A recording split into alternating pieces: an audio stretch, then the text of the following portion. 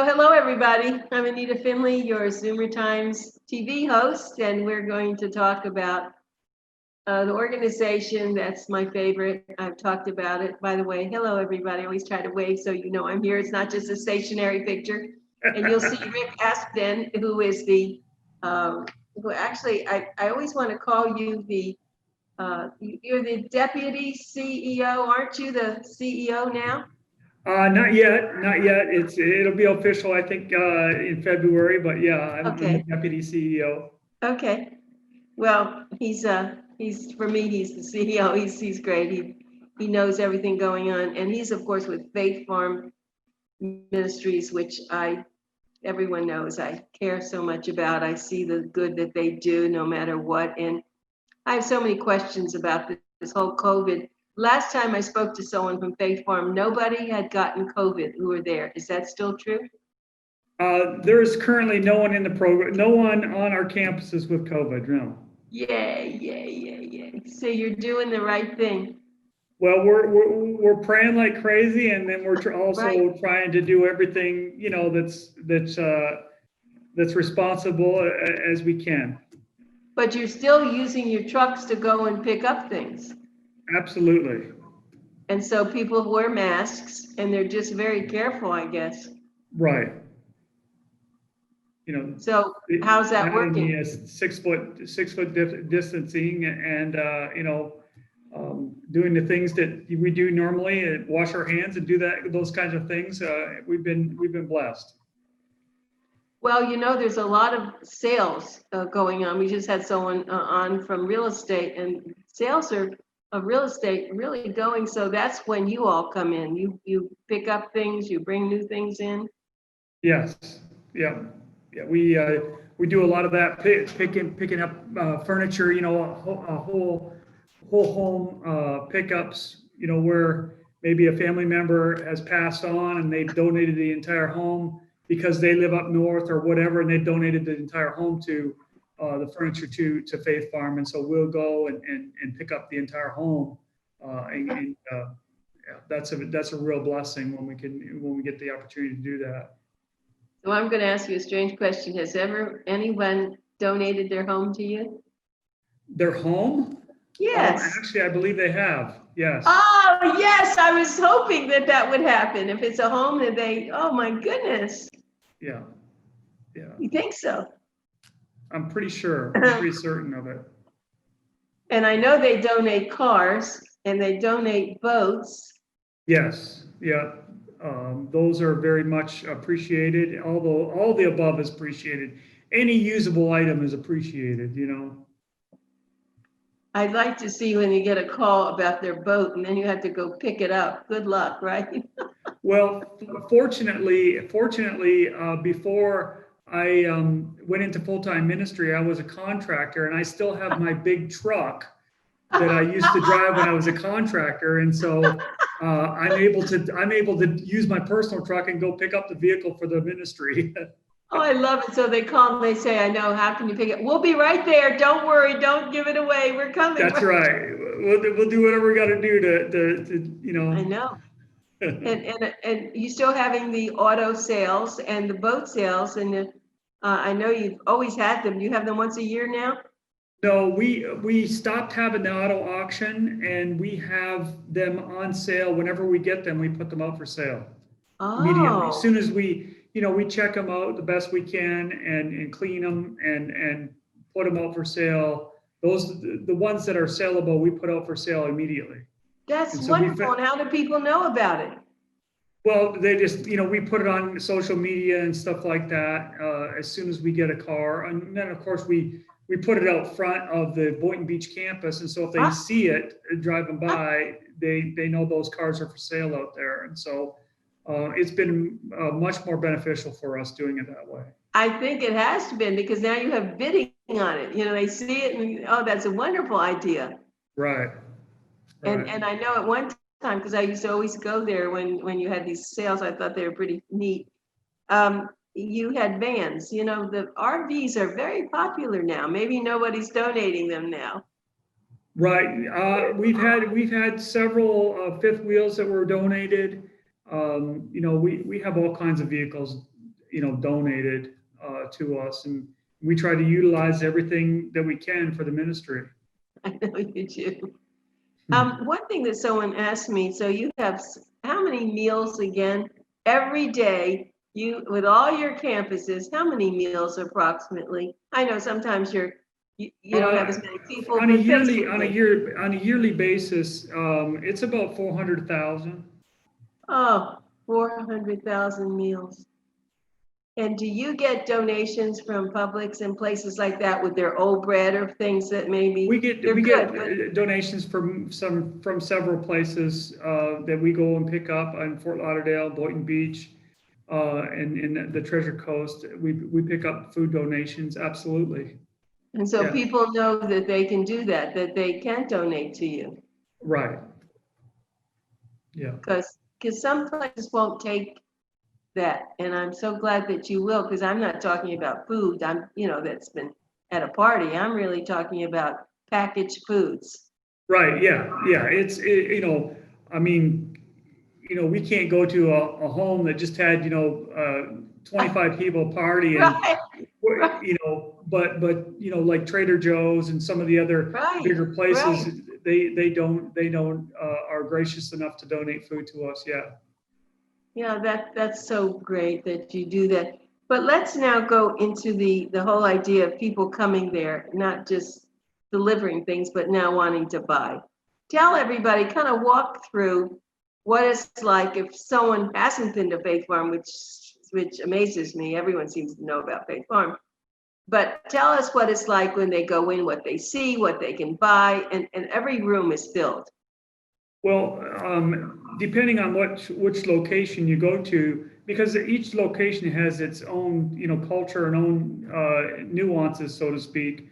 For an example, when you come to the Boynton campus here, you come into the front of the store, you see we have a large new furniture selection where people can buy new furniture from many different, price points. And so, there's that. And then once they get through our new furniture section, there's what we call an as-is section. And that's where people have donated their usable couches, sofas, tall wood, different things like that. And so, dinettes, stuff like that, basically anything used type furniture. And then we have what we call a bric-a-brac, and that's our odds and ends and all the other kind of stuff that gets donated, plates, knives, forks, spoons, all the, knickknacks, so to speak. You would see all that. And then you would go to the outside where we have, our used mattresses. We also have, of course, new mattresses, but there are used mattresses. There are some, stuff that can be stored out underneath of our canopy and still kept in good shape. And so there's those kinds of usable items there.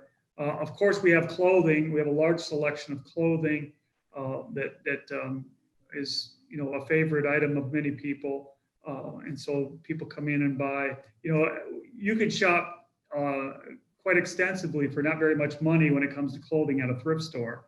And so people can come and get a lot of good items on our thrift store.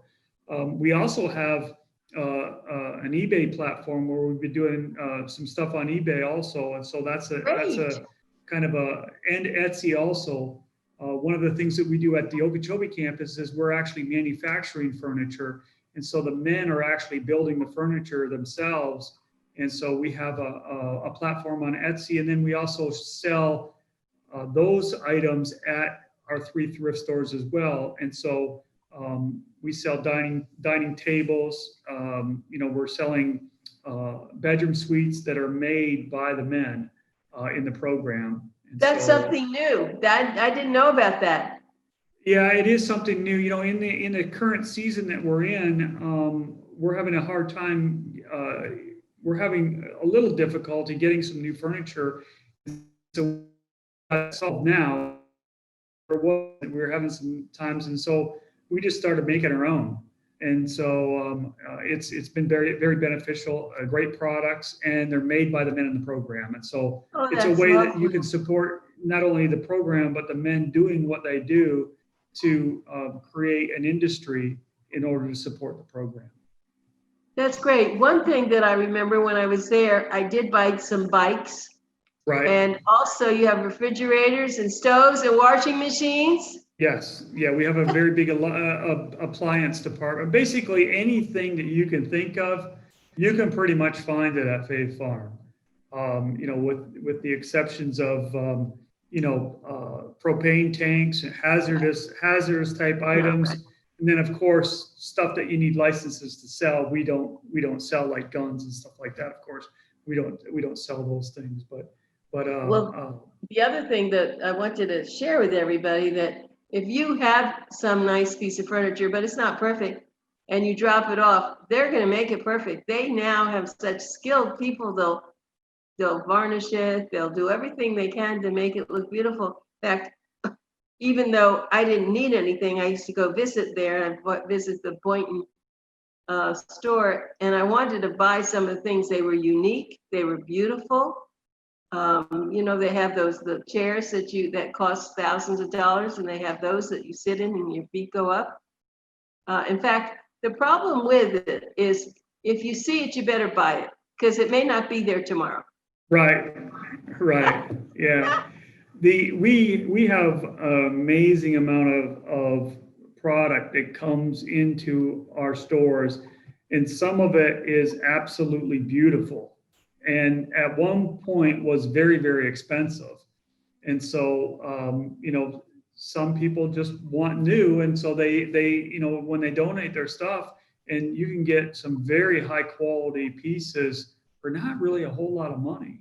And so it's very beneficial for our customers, and it's beneficial, of course, for Faith Farm to do what we do in the mission of serving people with addiction issues. Exactly. And that's what I loved about Faith Farm Ministries. Yes, it's you buy and sell, but let me tell you, all the money that goes there feed all these wonderful people who just made some mistakes or couldn't help themselves. Most people are addicts of some sort, some serious, some Sure. They eat too much, they do something. But when you're into alcohol, drugs, it affects yourself, it affects your families. In fact, I just read a novel that I'm reviewing for someone who, for our magazine. I think it was just in this, maybe it was in November. The man was very successful. He was a computer genius, but he had a drinking problem, and he wouldn't admit it. And he made a terrible mistake one night with his drinking. He didn't rape somebody, but he did have with a young woman. He did make her pregnant. He didn't know that. So this novel is all about this, and only years later does he find out that he has a child.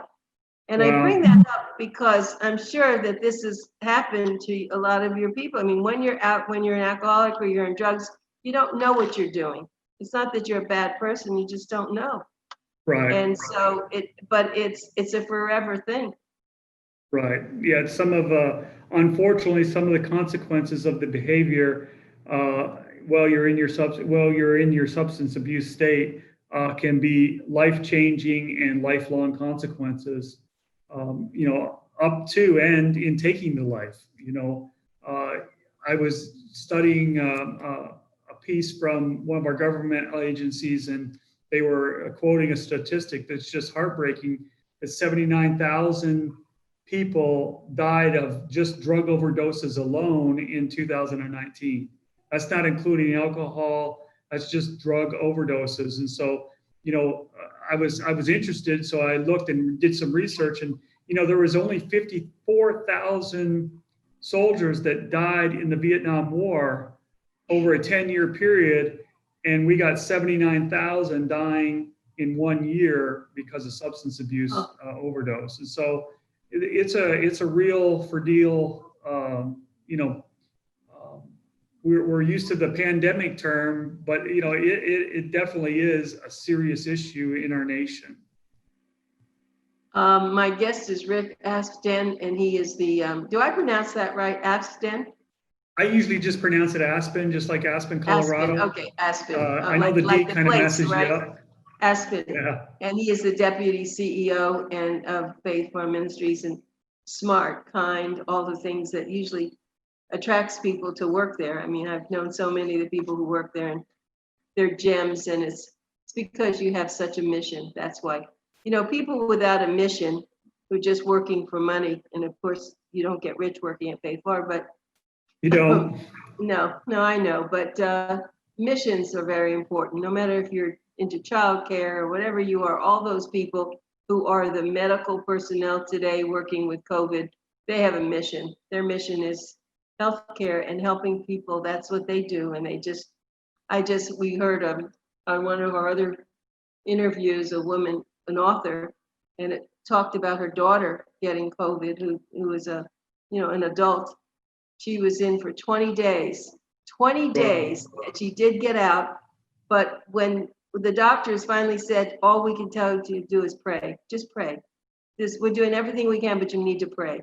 Right. It's interesting, isn't it? Yeah. Yeah. Yeah. And so it's affecting, but getting back to your statistics, I know that you wind up with so many people who've been addicted, and the percentage of the people when they go through your program is so high compared, high to get out and be a valuable citizen compared to a lot of other programs. Right. Yeah. We like to think a good success rate. I mean, the industry as a whole, to somebody that's not used to dealing in the industry would say, wow, that's a pretty low percentage. And it is, because you're dealing with people, you're dealing with choice.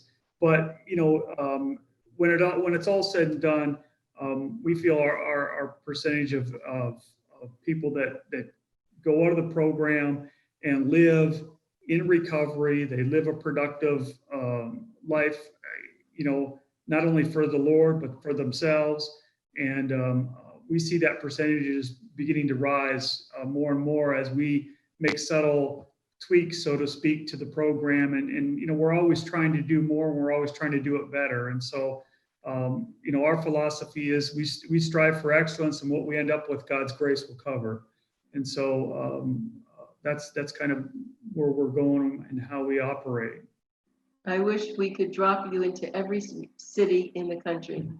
That's really would be the goal, because you are so special. And the Faith Farm, when they come to your home to pick something up, because I've had this many times, they're so respectful, so responsible, and you have to appreciate them because they're not ashamed of what they've done. They're now in the force. They're in the force of doing good, and that's how even the people they're picking up from, who knows what those people are doing, and they're not perfect, but that you have to do the best you can in life. And before I forget, I was going to ask you a question. I'm going to back a minute.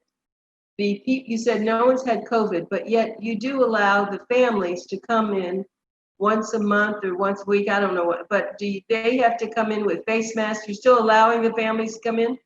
Yeah, we allow people to visit we allow their families to come in on Sundays for church and visit the loved one. Of course, they have to wear masks. Of course, we have social distance. We have social distancing. Good. To try and allow visitation and still try to be as productive as we can be. Sure. Yeah, it's important, and I'm so glad to hear that nobody has been affected, and it's been a lot of chaos and but when you're there and everybody is kind and loving to each other, because you don't allow anything other than that. If there's been a disruptor there, he or she is not gonna last very long. It's unacceptable. And we realize that we're dealing with people that are highly emotional, highly dysfunctional, and we work with them the best we can. But at the end of the day, I mean, it's a community, and sometimes we have to ask people to leave because we have to protect the community, and so we don't do that very often, but it does happen every now and then. Right. Well, there's a great brotherhood. Yeah. Right. And that's the thing that you'll see, regardless of how long people stay at Faith Farm, because some people have different understandings, but when the men and women come into Faith Farm, that's the one thing that they almost 99% will say, wow, while I was there, there was a brotherhood, there was a sisterhood that I will take with me for the rest of my life. I mean, they'll make friends here that will last the rest of their lives because there's a common bond as they work through their their hurtful issues of their life. There becomes a common bond that kind of knits their hearts together, so to speak. Right. All you have to do is go to one of their graduations and you see it. It's Right. and these could be 12 people up there talking. Each one comes up and it's not easy to come up and admit who you are, what you did, your family's there. But I guess it's the way that you get to share it, and you have so much support from all your fellow friends there going through it. And that's part of the thing that you can talk about it, isn't it? Is that part of the philosophy? Well, here's the thing is that from our perspective, when things are in the dark, that's where the enemy likes to work. And so we like to get things out in the open, be very, very transparent. We're not the police, we're not the law. It's an understanding of, we've all done things we're not particularly proud of. And so let's get those things out. Let's talk about them. Let's unpack them and let's allow the Lord to heal those areas of our life and then move forward. And so at the end of our program, it's easier for men and women to stand up and talk about what has happened in their life because they're not there. They're now in a new season of their life, a much more beneficial, much more at peace state where they can talk about those things, those hurts and hangups and different things that they've had in their life because they're not there anymore. They're in a much more productive, much more peaceful state and much more joyful state than many of them have ever been in, in their entire life. And so it's easier for them to get up and talk about what God has done in their life while they've been here at Faith Farm. Yeah, very much so. I hear that. And the nice part is once they're finished in 10 months, and of course everything's free, which is still hard for me to handle. That's why I keep begging people to put you in their will, donate money. It's really important. There's some people who don't have family left, and and it's good for you to put it in your will, and that this is going to go on forever, and there are going to be people who will be better because of you and your money. And sometimes you give it to your grandchildren and all, and they just, I don't want to say what they do with it, but this is so much nicer, even if it's a small amount. Please do that. Faith Farm Ministries, let me give you, so it's faithfarm.org, faithfarm.org. Call them or tell your lawyer that you want to donate, even if it's, $1,000, $5,000, $100,000, whatever it is. Donate it because you can do so much. I mean, you can imagine what it takes to take 400 people every year, every 10 months and feed them and clothe them and do everything for them. It's very expensive, but it's a mission, and you need to have a mission in your life. If you don't have a mission, this can be your mission, right? Right. We can, it's really, you're partnering with not only Faith Farm, but you're actually partnering with the Lord in the work that He's doing in these people's lives. And it's really beneficial. And, our donors, if you've donated to Faith Farm, you can take credit for a part of, we often tell people that the ripples of your donation extend on into eternity, because when you've saved a father, you've saved a family. When you've saved a mom, you've saved a family. And then the ripples of that is continuing to go on into eternity because of what has happened here at Faith Farm. And when they, because a lot of times this is a generational thing. Many of our students' parents were addicts. And so what we're trying to do is we're trying to break the cycle. To where that this won't continue, where the children will grow up and be an addict. The moms and dads can go back and get their lives sorted out and help their children deal with some of the issues that they have dealt with or been through, so that they won't go in the same direction as what their parents went. And so at some point in time, that's what we're trying to do is break the cycle, because it's a very repetitive cycle. We see it time and time again. Probably 87% of our student body comes from a single family home. It's very interesting. Most of those are of course, the large percentage of those are fatherless type homes. And so we see what that's doing in our society. And so we try to teach our men to go back and be the man that they're supposed to be, the father in their homes.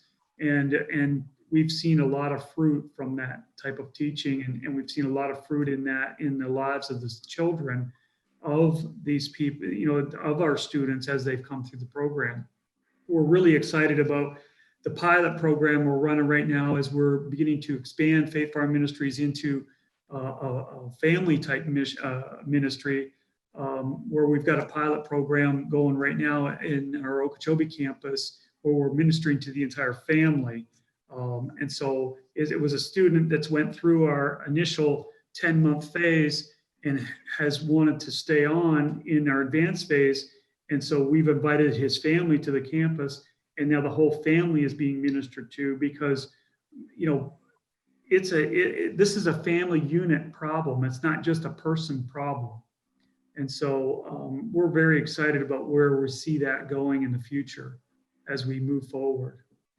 I think that's brilliant. What do you call it, particularly any Just family ministry, our family ministry program.